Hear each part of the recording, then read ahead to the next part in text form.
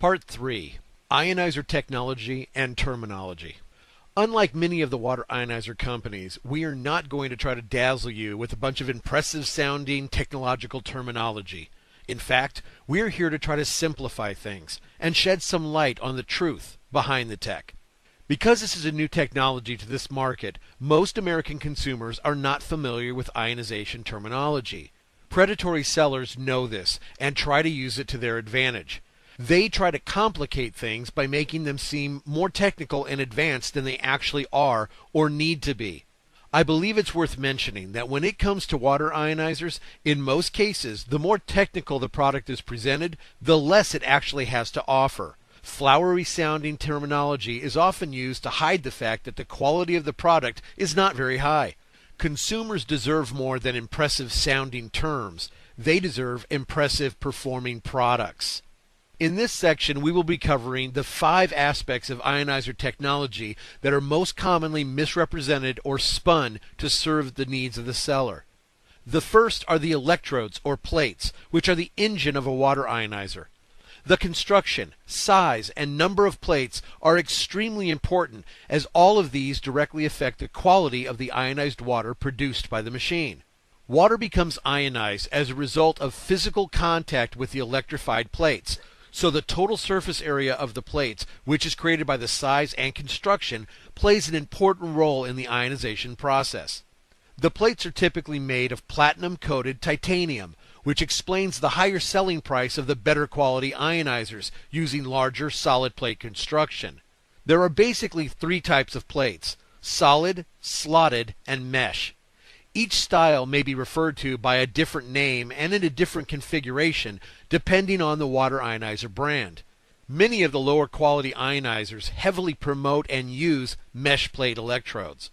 Contrary to the hype surrounding mesh plates, the main reason they are used is to reduce manufacturing costs, nothing more.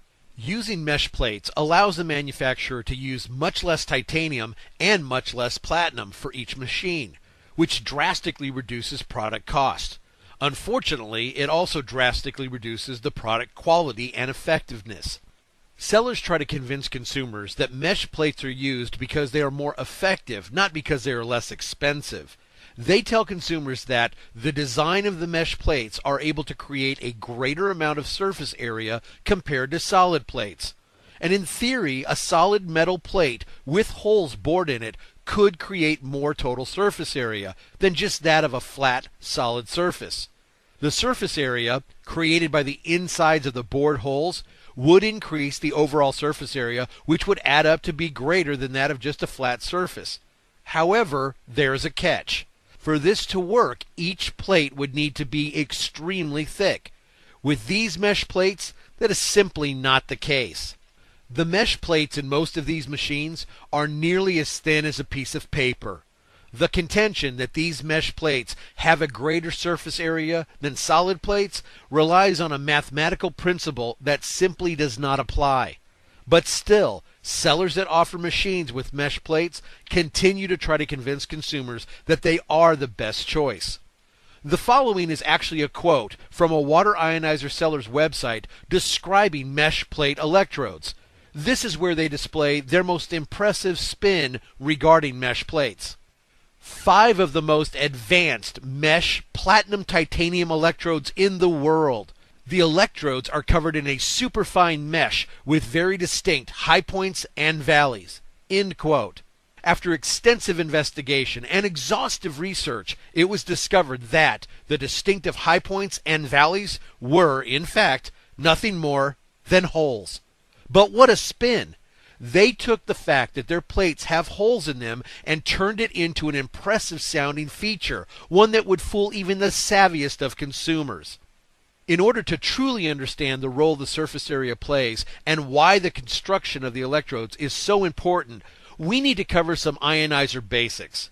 As we have already mentioned, these machines ionize the water as a result of the water coming into physical contact with the positively and negatively charged plates. Having a greater surface area will allow the water to be in contact with the plates for a longer period of time, thus creating a stronger ionic charge. Here is an example of how the plate construction affects the surface area. Take a look at this picture. At the top, there is a brick wall and a chain link fence. At the bottom, a solid and a mesh plate. If asked which of the first two pictures would have the greatest amount of surface area, meaning the most surface that can be physically touched, most people would agree that it would be the brick wall, since the chain link has very little actual material and is mostly holes. Even if the chain link fence were 10 times bigger than a brick wall, it would still not have a greater physical surface area. That being said, how could the mesh plate, with holes pictured on the right, have more surface area than the solid plate without holes pictured left? Since the mesh plate is nearly paper thin, it cannot and it does not. Even if the size of the plates were identical, the holes end up depleting the total surface area, making it roughly half that of an equally sized solid plate. This is simple mathematics. However, as you can see by an actual side-by-side comparison picture of these plates, they are not the same size. In fact, the mesh plate is actually smaller, which means the solid plate would have an even greater amount of total surface area. Since total surface area is such an important factor in the creation of ionized water, it is vital that consumers consider the dimensions of the plates and their construction, solid, mesh, or slotted. If they are mesh or slotted, consumers need to find out if the reported surface area has been adjusted to reflect the negative space created by the holes or slots. In most cases, it has not been adjusted. Here is another example of how plate construction affects total surface area. Assuming the outer dimensions of all three sets of these plates were 3 inches by 5 inches, and there were a total of 7 plates, the solid plates would have an approximate total surface area of 105 square inches. The slotted plates would have an approximate total surface area of 79 square inches, and the mesh plates would have a total surface area of approximately 53 square inches. Based on these figures, it would take over 9 slotted plates and 13 mesh plates to even come close to the same total surface area of the 7 solid plates. As you can see, it is important to clarify how the total surface area of the plates in the ionizer you are considering is being calculated. Many of the ionizer companies that use mesh or slotted plates provide a surface area based only on the width and height of their plates, not on the actual physical surface area, which creates an inaccurate reporting and misleads consumers. The next aspect of ionizer technology that we will discuss is power supply. The amount of power that surges through the plates of an ionizer is one of the most important aspects of ionization, if not the most important. It is the amount of power coupled with the size, construction, and number of plates that will ultimately dictate the strength of the properties and the stability of the ionized water. More power creates more stable, longer lasting, more effective, and beneficial ionized water. Which type of power supply is best in a water ionizer seems to be a main point of debate throughout the industry. But, as you will soon discover, this is just one more example of information being slanted to accommodate the needs of the seller.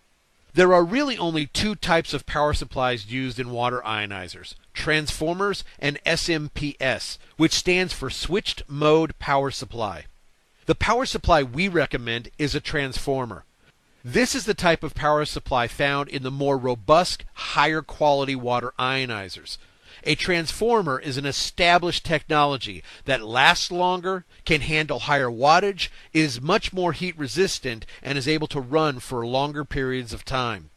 Many of the ionizer companies promoting mesh or slotted plates also heavily promote the SMPS. They promote it as the most advanced technology available for electronics, and that even the newest plasma screen televisions use this type of power supply. SMPS does have at least one positive selling point, which is that it incorporates a switching regulator in order to make the conversion of electrical power more efficient. But let's take a deeper look at some of the realities behind this technology, and you will see why this power supply might be great for a plasma television, but is really not a plus when it is used in an ionizer. Unlike a linear power supply, the pass transistor of SMPS switches very quickly between states of full on and full off. This minimizes wasted energy, but also has a major downside when it comes to an ionizer. When you consider that ionization happens as a result of electrical current, that current being off for approximately half the time is not good. In fact, what it means is that if you run an ionizer with SMPS for 5 minutes, there is no electricity being sent to the electrodes for approximately 2.5 of those 5 minutes. The question becomes, how much of the ionized water produced by those machines is actually ionized if there's no electricity being sent to the plates? There is even an explanation of SMPS on an ionizer seller's website stating that the full on and full off creates an average power output, meaning that an ionizer that says it is 300 watts that uses SMPS would only produce an average of 150 watts of actual power. In either event, water ionized half the time or at half the promoted power output. With SMPS, consumers are being duped into believing they are getting something that they are actually not getting. Traditional transformers are the best form of power supply if you're looking for something that can handle ongoing, continuous electrical usage as well as higher wattage. Ironically, these low-end ionizer companies actually attack the use of transformers, saying that it is outdated technology and that what they have is much more modern, which is supposed to make it better. They act like the transformers used today are the same as those invented by Michael Faraday back in 1831. Contrary to these attacks, the transformers that are used are the most advanced available and one of the key components to the success of these products. It is what allows a higher wattage water ionizer to run for long periods of time while producing the most stable ionized water available. And while many ionizer sellers continue to promote SMPS, sometimes we can find confirmation of the truth in the most unexpected places. We recently discovered a footnote on the website of a company selling IonWays water ionizers regarding research of the SMPS power supply conducted by Emcotech, the private label manufacturer we discussed earlier. The following is the information appearing on this website. A switched mode power supply, also called SMPS, is an electronic power supply unit which differs from the more common linear transformer type power supply. Each type has advantages and disadvantages. For example, while the SMPS power supply is lighter weight and typically less expensive to manufacture, it has been shown to respond more slowly and be less stable overall than the transformer system. One clear advantage of SMPS has nothing to do with its electrical performance, and this is that its lighter weight results in lower shipping costs. While some ionizer companies choose to employ SMPS for use in water ionizers, comparative research by Emcotech into specific ionization applications indicates an overall lack of stability and long-term reliability in the systems currently available. Following are the comparative results of Emcotech's research on SMPS versus transformer power supplies in water ionizers in a residential setting. In the area of stability, transformers were rated high and SMPS was rated average.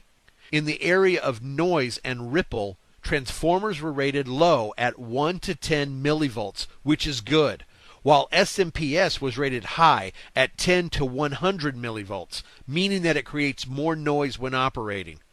In the area of response time, transformers were rated fast at 0.1 to 1 millisecond, and SMPS was rated average at 0.5 to 10 milliseconds. Much has been made in the internet marketing for ionizers using SMPS. One example would be that SMPS can adjust the ionizer's performance to your water quality. Technically, this would require an extremely fast power supply response time. Based on Emco's research, you can see that SMPS simply does not produce. While SMPS is employed in some electronics due to the weight and cost advantage, transformers remain the most prevalent, durable, and most stable power system in home electronics. As we mentioned, sometimes the best supporting evidence comes from the most unexpected places. The next item we will cover is very often presented as a selling feature in many of the low-end water ionizers. Unfortunately for them, we realized that this was actually a flaw. We are talking about the automatic heat shutoff sensor. It is referred to as slightly different names depending on the brand. It may be called an overheat detector, or a high temperature overload switch, or a temperature sensor auto shutoff. On one ionizer seller's website, they promoted their ionizers as coming equipped with high temperature overload automatic transthermal temperature sensor shutoff and reset protection. Sounds impressive, right? But no matter what it is called, they all do the same thing, which is completely shut down the flow of electricity to the electrodes if the machine starts to overheat. The bottom line is that this so-called feature is included because the ionizer is prone to overheating, which any reasonable consumer would see as a flaw, not a benefit. Typically, this sensor is programmed to automatically activate after 10 to 15 minutes of use. Many lower quality ionizer models then require a resting period before the ionizer can be used again. Without this sensor, some of the components of these lower quality ionizers could literally melt. Or even worse, they could combust and actually start to burn. If you consider this in terms of other products you use every day, you will quickly realize that an automatic shutdown of a product after 10 or 15 minutes of using it could create major headaches or even serious issues. Just imagine if your computer simply shut down after 15 minutes of use, and then it had to sit for 30 minutes before you could start it back up. What if you were driving down the road on a rainy night and then, without warning, your car simply dies? And not because there was a problem, but because it was made that way and you had just driven for longer than 15 minutes. In these examples, is there any way you would keep these products?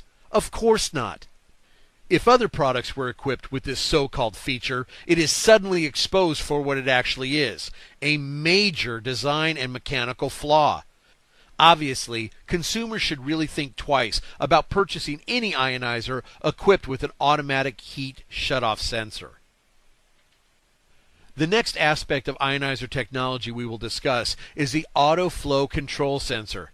This is another masterfully spun feature of many of the lower quality ionizers. And once again, in order to truly appreciate the spin, you need to understand some basics about ionization. Remember the main factors of an ionizer that influence the quality of the water: the power, plate size, construction and number, and the length of time the water was in physical contact with the plate. This is when the last piece comes into play. The designers of the lower quality ionizers know that they have lower power and much smaller plate surface area, so they devised a way to manipulate the physical flow of the source water to force longer contact with the plates. The auto flow control is nothing more than a regulator that limits the amount of water that can physically pass through the machine at any one time. With an auto flow control sensor, it would not matter how high you were to turn on the faucet, because the valve would control the flow once the water actually entered the machine. With the flow reduced, the water pressure is less and the water passes over the plate slower and in less volume. This results in the water having a higher out-of-the-machine pH and negative ORP reading. However, these properties are very unstable and dissipate very quickly. The auto flow control is one of the main reasons that some water ionizers take so long to produce any real amount of ionized water. The flow rate is typically 1/3 to 1/2 that of an ionizer without a flow control sensor. This is just one more poorly designed component that the lower quality ionizer sellers spin in order to make consumers think it is a feature instead of a flaw. Once again, consumers should think twice about purchasing an ionizer with an auto flow control sensor. The final part of the ionizer that we will cover is the internal filtration. In addition to ionizing the water, most ionizers also filter the water. This allows the water to be as pristine as possible before actually entering the electrolysis chamber where it is ionized. A high-quality single filter should be able to accomplish this, yet some ionizers have dual filters. This is another great spin because it would seem that in this case, two would be better than one. It makes sense until you understand why there are two filters. The reason may surprise you. It is to put stuff into the water, not take it out. To fully appreciate why this is being done, Once again, you need to understand some of the fundamentals of ionization. The main thing you need to know is that in order to ionize water through electrolysis, there must be minerals present. These act as conductors for the electrical charge. The more minerals in the water, the greater the conductivity. The greater the conductivity, the greater the ionization. Because the makers of many of the lower quality ionizers know that the power surging through their machine is not sufficient to ionize with the limited mineral content found in most tap water, they add additional minerals into the water from the second filter, which helps create a slightly stronger charge. Some of these minerals also have a higher pH level, so when tested with pH drops or other pH testers, the water will appear to have a higher alkaline level. Using additives to boost the pH level defeats the whole purpose of ionizing the water, because all it does is give an illusion of the higher alkalinity, which is good for the body, which will only result in the illusion of improved health. So when you are considering your water ionizer, look for a machine that is able to effectively filter the water using only one filter and that does not need additives from a second filter in order to make the water appear more alkaline. After reviewing this information, we hope that you feel more confident in being able to see through some of the smoke screens created by some of the ionizer sellers, and that you have a better understanding of the core ionization technology. While there are other aspects of ionization technology worth your consideration, these 5 areas are probably the most vital for consumers to really understand. Now that you are armed with this information, you should be able to make a confident, educated decision when it comes to the water ionizer you will decide to purchase for you and your family. Just always remember that no matter how technical an ionizer sounds or is presented, the ultimate test of its potential is in the water it produces. Simply put, the proof is in the glass. Everything else is just talk.